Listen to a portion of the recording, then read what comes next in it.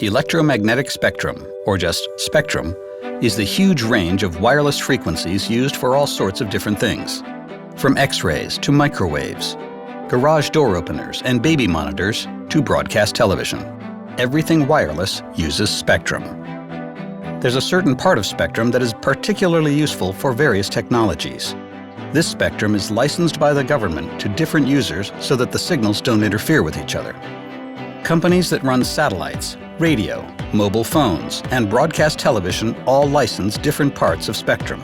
But what we want to really focus on is spectrum that's part of the Broadcast Spectrum Incentive Auction. The process for this auction begins in late 2015 and will involve the FCC buying some of the licensed spectrum from broadcast television and then selling it to wireless broadband companies. 5 years ago, the Federal Communications Commission, the FCC, proposed the idea for an auction in the National Broadband Plan.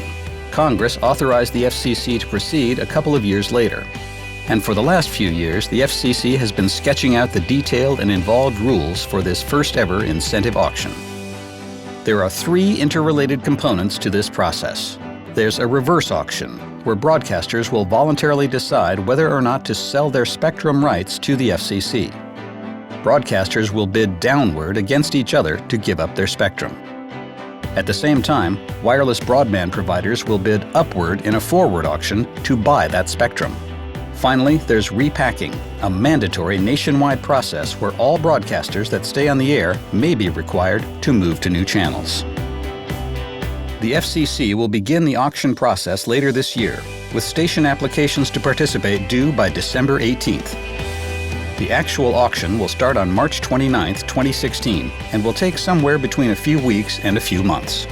After the auction is completed, likely in the early summer of 2016, the FCC will announce the results and everyone's new channel assignments.